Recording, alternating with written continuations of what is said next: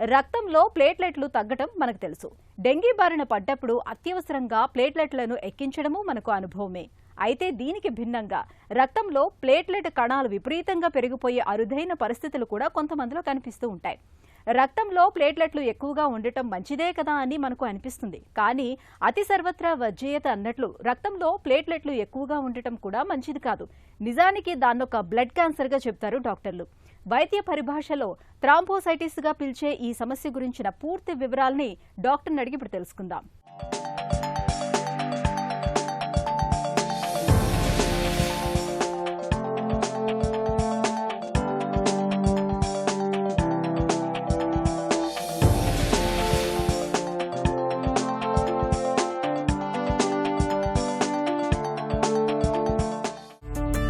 రక్తంలో ప్లేట్లెట్లు ఎక్కువగా పెరగడం అనేది కూడా ఉంటుందా? థ్రోంబోసైటోసిస్ అంటే మనకు ప్లేట్లెట్ ఎక్కువ ఉండేది. థ్రోంబోసైటోపీనియా మా భాషలో ప్లేట్లెట్ తక్కువ ఉండేది. ప్లేట్లెట్ తక్కువ ఉండేది మనకి కామన్గా ఈ డెంగ్యూ ఇన్ఫెక్షన్స్ వల్ల, ఐటీపీ వల్ల చూస్తూ ఉంటాం. దానివల్ల చాలా భయపడిపోయి హాస్పిటల్లో అడ్మిట్ అయ్యి ప్లేట్లెట్ ఎక్కించే అవసరాలు అన్నీ ఉంటాయి. కానీ ఈ అతివృష్టి అనావృష్టి రెండు మనకి ప్రాబ్లం ఉన్నట్లు ప్లేట్లెట్స్ ఎక్కువ ఉన్నా కూడా ప్రాబ్లమే. దాన్ని థ్రోంబోసైటోసిస్ అంటాం మా భాషలో. సో అవి కొన్ని కామన్గా చూస్తే 70 to 80% థ్రోంబోసైటోసిస్ రియాక్టివ్గా ఉంటాయి. వేరే జబ్బుల కారణం వల్ల, బ్లడ్లో ఐరన్ తక్కువ ఉండే వల్ల మనకి థ్రోంబోసైటోసిస్ ఉంటుంది. కొన్ని ఒక 15% 20% మనకి కొన్ని మ్యూటేషన్స్ వల్ల కూడా థ్రోంబోసైటోసిస్ ఉంటుంది. ప్లేట్లెట్స్ ఎక్కువ ఉంటుంది. రక్తంలో ప్లేట్లెట్లు పెరగడానికి వెనుక కారణాలేంటి? ప్రైమరీ సెకండరీ కాజెస్ అంటామండి. ప్రైమరీ కాజెస్ అంటే మనకి ఏది ఒక మ్యూటేషన్, బోన్ మ్యారోలో మ్యూటేషన్ అయ్యి ప్లేట్లెట్ ప్రొడక్షన్ ఎక్కువ ఉంది. మనకి బాడీ ఎలాగంటే ఇన్ని platelets 4 lakhs 5 lakhs platelets 1.5 lakh to 5 lakh platelet maintain చేసే కోసం బాడీ కరెక్ట్గా ఎక్కువ సెల్స్ ప్రొడ్యూస్ అయినా మన బాడీ ఆ సెల్స్ని చంపేస్తుంది. స్ప్లీన్ అనే ఆర్గన్ చంపేస్తుంది. కానీ కొన్ని కారణాల వల్ల, కొన్ని మ్యూటేషన్స్ వల్ల ఎక్కువ ప్రొడక్షన్ అవుతుంది బోన్ మ్యారోలో. దాన్ని ప్రైమరీ థ్రోంబోసైటోసిస్ అంటాం. మా భాషలో ఎసెన్షియల్ థ్రోంబోసైటోసిస్ అంటాం. కొన్ని సెకండరీ థ్రోంబోసైటోసిస్, సెకండరీ అంటే వేరే కారణాల వల్ల.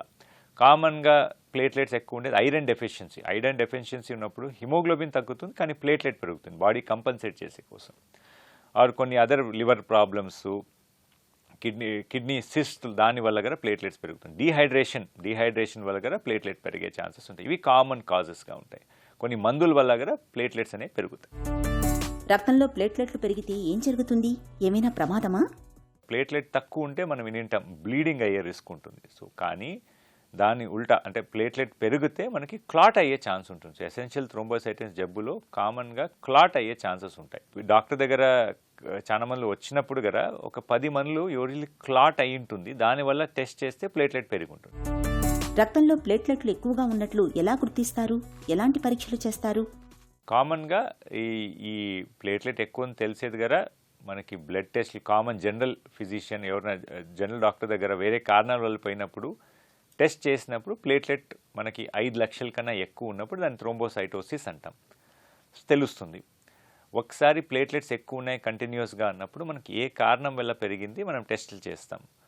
సో సెకండరీ థ్రోంబోసైటోసిస్ అంటే మనం వేరే కారణం వల్ల పెరిగింది, ఐరన్ టెస్టులు ఇవన్నీ చేస్తాం, బ్లడ్ టెస్టులు చేస్తాం, అల్ట్రాసౌండ్, లివర్, చెస్ట్ ఎక్స్రే చేస్తాం. దాంట్లో ఏమీ తెలియదు కాజ్ అంటే అప్పుడు మనం బ్లడ్ టెస్టులు, మ్యూటేషన్ టెస్టులు, JAK2, CALR, MPL అని కొన్ని టెస్టులు ఉంటాయి. ఆ మ్యూటేషన్ టెస్ట్ చేసి మనం కన్ఫర్మ్ చేస్తాం. రక్తంలో ప్లేట్లెట్లు ఎక్కువగా ఉన్నప్పుడు చికిత్స ఎలా ఉంటుంది?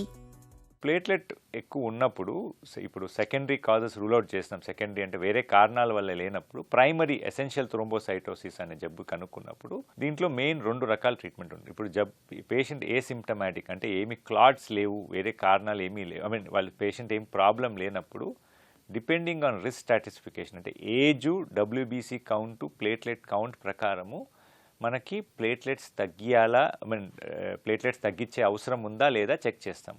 లో రిస్క్ అంటే ఎవరికి ప్లేట్లెట్ తగ్గించే అవసరం లేదు, వాళ్ళకు చిన్న anti clotting tablet, anti platelet, ఈ ఆస్పిరిన్ ఆర్ క్లోపిడోగ్రిల్ అని ట్యాబ్లెట్ పడతాం. హై రిస్క్ అంటే క్లాట్ అయ్యే హై రిస్క్ ఉండే వాళ్ళలో మనకి ప్లేట్లెట్ తగ్గించే కోసం కొన్ని ట్యాబ్లెట్స్ ఉంటాయి, హైడ్రాక్సియూరియా అండ్ రుగ్జోలోటినిబ్ అని. అవి చూసుకొని స్టార్ట్ చేస్తాం. రక్తంలో ప్లేట్లెట్లు పెరగడం అనే సమస్యపై మనకు ఎలాంటి అవగాహన అవసరం? ఫస్ట్ థింగ్ మనకి ప్లేట్లెట్ ఎట్లా తగ్గుతుంది, పెరిగేది గారు ఒక జబ్బు అని తెలియాలి.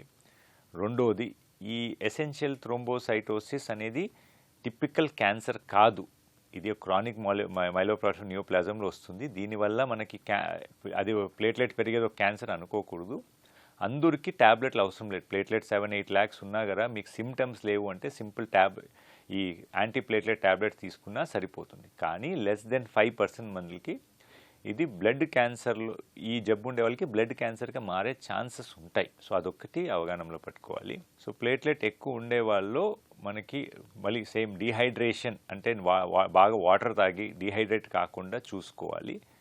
ఎవ్రీ మంత్ ఆర్ రిక్వైర్ ప్రకారం బ్లడ్ ప్లేట్లెట్స్ చెక్ చేసుకుంటూ మనం ప్లేట్లెట్స్ ఈ మినిమం రేంజ్ ఏ రేంజ్లో మనం మెయింటైన్ చేయాలి రిస్క్ స్ట్రాటిఫికేషన్ ప్రకారం దాన్ని మెయింటైన్ చేయాలి. నార్మల్ లైఫ్ నార్మల్ ఫుడ్ కదా తీసుకోవచ్చు. ప్లేట్లెట్ ఆర్ బ్లడ్ ఎక్కువ ఉండే వాళ్ళు యూజువలీ మేము ఎక్కువ ఈ iron content food meat avoid చేయమంటాం, ఎందుకంటే యూరిక్ యాసిడ్ పెరుగుతుందని. బట్ నార్మల్ వెజిటేబుల్స్ అన్ని తీసుకోవచ్చు. రక్తంలో ప్లేట్లెట్ కణాలు పరిమితికి మించి ఉండటం వల్ల రక్తం చిక్కగా మారుతుంది.